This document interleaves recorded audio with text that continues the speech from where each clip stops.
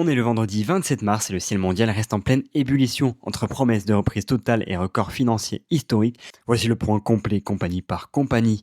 Abonnez-vous à Parlons Avion, c'est très important pour ne rien rater de toute l'actualité aéronautique. Pour Emirates, c'est l'annonce importante pour demain, le 28 mars. Ils visent 100% de leur réseau sous réserve de l'espace aérien.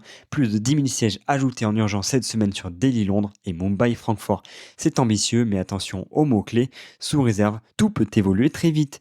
Pour Qatar Airways, le rythme est plus prudent. 39 vols aujourd'hui au départ de Doha avec un plan de réouverture vers 33 destinations supplémentaires d'ici le 15 avril. Le signe qui ne trompe pas, une vingtaine d'appareils envoyés en stockage à Teruel en Espagne, voire des A350 et des Boeing 777 garés dans le désert en 2026. Ça rappelle malheureusement des mauvais souvenirs. Pour Etihad, 62 vols aujourd'hui au départ d'Abu Dhabi, c'est le chiffre qui illustre bien la progression. La compagnie qui n'opérait presque aucun vol début mars est à plus de la moitié de son programme habituel. Stratégie assumée, ouvrir Charlotte aux États-Unis et Kaboul simultanément pour s'émanciper de la dépendance pure au transit du Golfe. Pour Fly Dubai et Gulf Air, deux cas qui résument bien l'état du réseau général.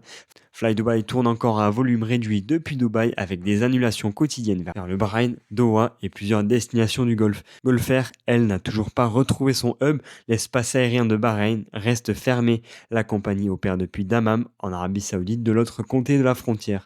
Pour Air France, le programme d'été 2026 est là, 170 destinations dans 73 pays.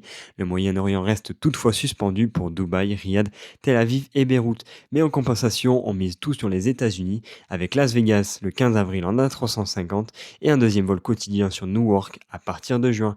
Pour British Airways, les annulations sont prolongées jusqu'en mai vers Tel Aviv et Dubaï. Mais dans la cabine, c'est la révolution, Starlink arrive, Wi-Fi gratuit et rapide, enfin une réalité pour British Airways. Autre nouvelle importante, et c'est historique, ITA Airways affiche son premier bénéfice net de toute son histoire, 209 millions d'euros. Le groupe Lufthansa, lui, bat tous ses records avec près de 40 milliards de chiffre d'affaires.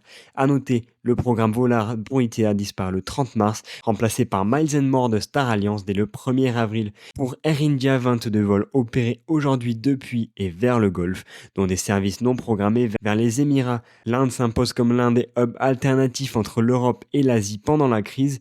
Dites-moi en commentaire si vous avez des vols de prévus, dites-moi si vous avez envie que je parle d'un sujet en particulier.